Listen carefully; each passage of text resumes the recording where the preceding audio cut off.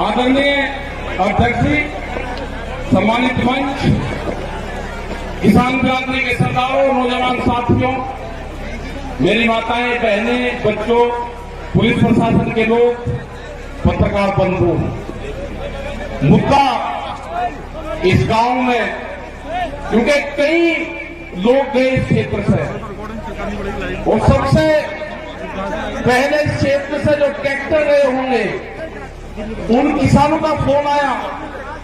उन्होंने कहा कि कई ट्रैक्टर यहां से है और हम आना चाहते हैं, यहां से पुलिस रास्ते में नहीं आने देती।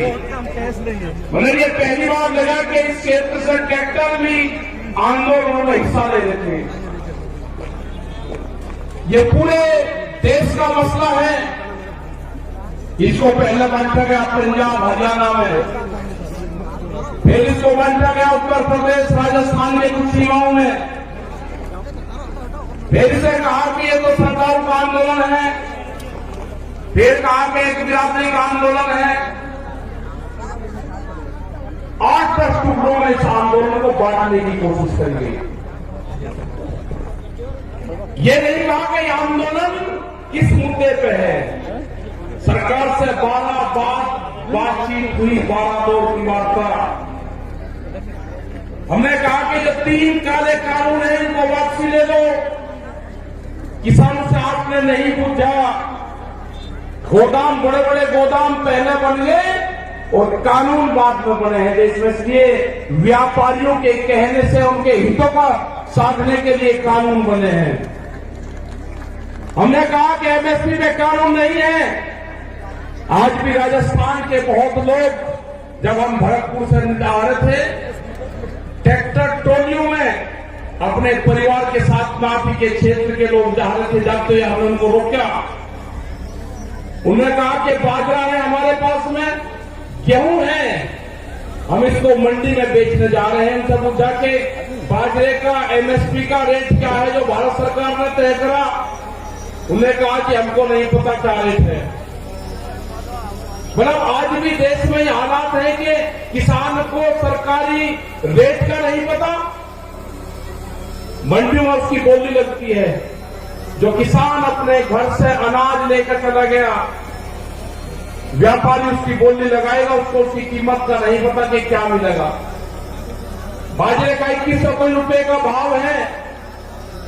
हमने कहा कि आपको कहना कि जो सरकारी रेट है उसके कम पे मैं खरीद नहीं करूंगा, आप वहीं पे बैठ जाना। वो 1100 से 1200 रुपए में बाजरे को बेच पाएगा किसान, 1400 और 1500 रुपए में गेहूं को बेच पाएगा। जब उसकी फसल 1 महीने बाद में उसकी फसल आ जाएगी, उसके घर में अनाज रखा है, उसको बेचने गया है। लड़ाई यही है। लड़ाई किसी जाति की नहीं है। लड़ाई है कि एमएसपी पे कानून बने। मिनिमम सपोर्ट प्राइस जो है 1975 रुपए से कम पे गेहूं का भाव नामित हो। वो चाहे सरकार खरीदे या कोई व्यापारी खरीदे, उसके कम पे खरीदना हो। 2100 रुपए के आसपास का बाजरे का रेट है। बाजरा उसके कम पे खरीदना हो। मक्का 1700-1800 रुपए का रेट है, उससे कम पे खरीदना हो। धान में 1800 रुपए से कम पे खरीदना हो। यह है कानून। इसके लिए लड़ाई वहां पर चल रही है। 100 दिन के आसपास लोग आ रहे हैं। सरकार तैयार नहीं है। सरकार ने कहा कि किसान की जब फसल की कटाई होगी, किसान अपने खेत में आ जाएगा, आंदोलन अपने आप खत्म हो जाएगा। उसने एक ही जबान से किसान ने अपनी फसल उड़ानी शुरू कर दी। उसने कहा कि आंदोलन करेंगे हम, अगर फसल हमारे बीच में आएगी उस फसल को उजाड़ देंगे। आपने हरियाणा, पंजाब, उत्तर प्रदेश, राजस्थान की जगह में बहुत किसानों ने उजाड़ी फसल।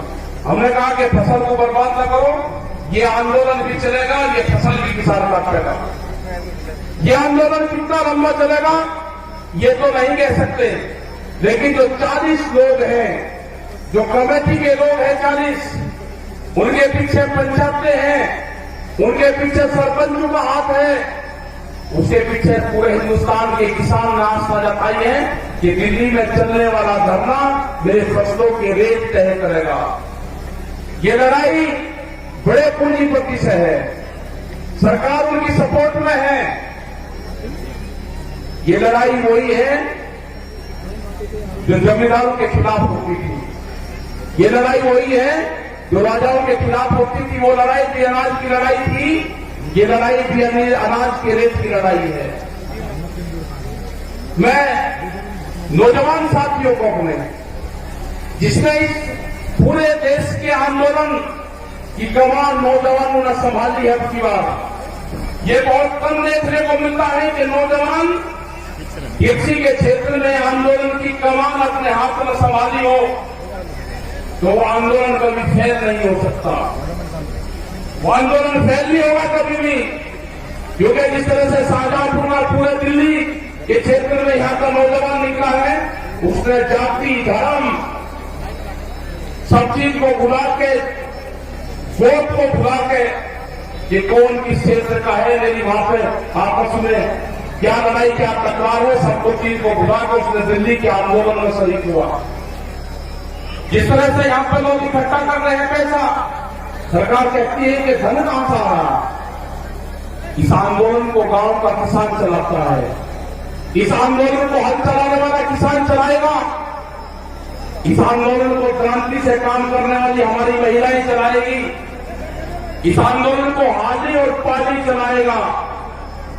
यह आंदोलन क्रांति का आंदोलन है, यह आंदोलन फेल नहीं होगा। एग्रीकल्चर जो कृषि में काम आने औजार वाले जो है, इस आंदोलन को वही लोग चलाएंगे जो अपने खेतों में हाथ से काम करते हैं।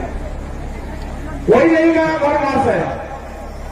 यहां पर बैठे राजाराम जी मीर जी है, यहाँ पे युद्धवीर सिंह जोगिंदर जी, अमनाराम जी, जो आपके शाहजहांपुर बॉर्डर को तुम मुख से देखते हैं। आप 200-200 किलोमीटर से यहां से जाते हो आप, और दिल्ली को होश नहीं अभी। कई लाख आदमी दिल्ली के चारों तरफ को है, और दिल्ली फिर कान खोल कर सुन ले, ये ट्रैक्टर भी वही है, ये किसान भी वही है। आप ज्यादा तानाशाही दिखाओगे, ये किसान अब की बार में ज्यादा तादाद में दिल्ली में जाएगा, ज्यादा तादाद में किसान जाएगा। यहां की फसल कट जाएगी हमारी 1 महीने में। ये कह रहे हैं कि किसान ट्रैक्टर से नहीं आएगा दिल्ली, ये किसान दिल्ली ट्रैक्टर से ही आएगा। जब इसको दिल्ली कोच करेंगे, ये किसान अपना ताम झाम लेकर आएगा। हर क्रांति होगी देश में, खेत में चलने वाला हर औजार वो साथ लेकर आएगा। जब जब भी बड़ी बड़ी लड़ाइयां हुई, उसमें साथ लेकर चला है। वो जानते हैं ये कौन सा क्षेत्र है,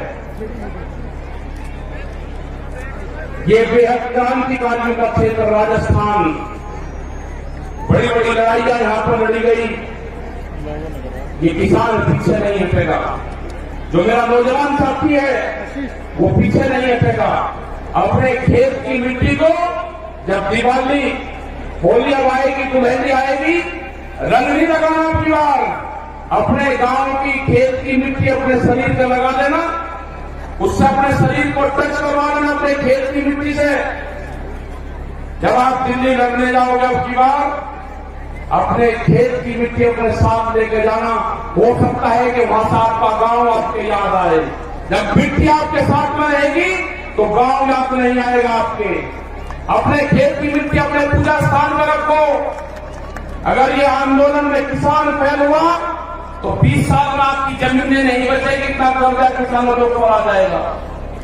सब लुटेरे आगे हैं, इन लुटेरों का मुकाबला होगा जेली और सांगों से, जो खेत में भूख हटाने के काम आते हैं। ये लुटेरे हैं, देश को लूटने आए हैं, इनका मुकाबला होगा, इनसे लड़ना पड़ेगा। पूरा दिल्ली को चारों तरफ से किसानों ने घेर रखा है। लड़ाई कितनी लंबी चलेगी ये तो नहीं कह सकते, लेकिन लड़ाई चलेगी, किसान जीतेगा। किसान हार कर दिल्ली से नहीं आएगा वापसी। सरकार कान खोल कर सुनना, दिल्ली की सरकार न किसान महकाम आएगा, न किसान वापसी आएगा। जब तक एमएसपी में कानून नहीं बनेगा, 3 दिन वापसी नहीं होंगे। और भी बहुत से भी लेकर आ रहे हैं।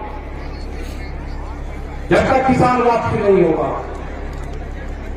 जो मेरे बुजुर्ग हैं उनका जिस तरह से साथ मिल रहा है आंदोलन में, उन्हें जिस तरह से नौजवान साथियों को आके आप चलो आंदोलनों में, हमारे अध्यक्ष यहां पर बैठते हैं 90 साल से ज्यादा उम्र इनकी है, कह रहे कि आंदोलन लड़ाई लड़ो, आंदोलन करो, दिल्ली चलो।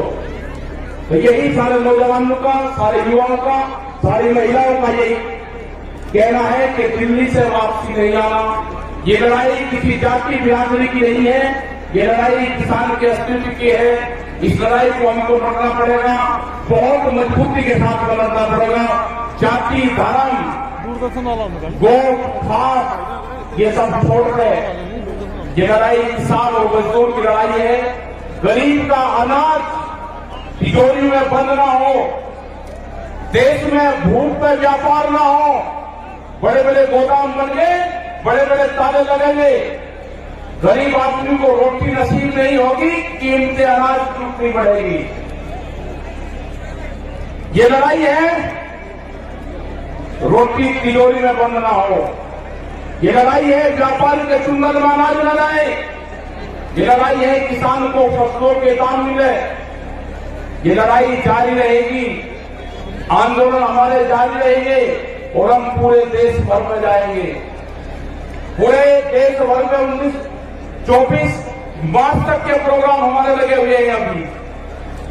उसके बाद आगे के प्रोग्राम लगेंगे, कह रहे वेस्ट बंगाल में कैलेंडर जाएंगे, आसाम में जाएंगे, वेस्ट बंगाल में जाएंगे, कर्नाटक और तमिलनाडु और महाराष्ट्र में भी जाएंगे।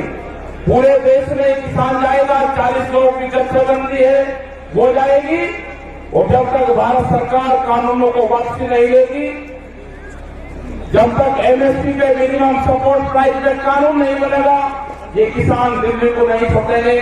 आपने इतनी बड़ी संख्या में यहाँ पे आए, आपका बहुत बहुत धन्यवाद। यहाँ पे जो ये मैदान है, जो कुश्ती मैदान है, भैरव बाबा का मैदान यहाँ पे है, उनको नमन करते हैं। इस पूरे क्षेत्र को, जो पहाड़ी क्षेत्र में यहाँ पे प्रोग्राम लाए के 81 गांव में जो प्रोग्राम हुआ, आपका धन्यवाद। जय हिंद, जय भारत, जय राजस्थान।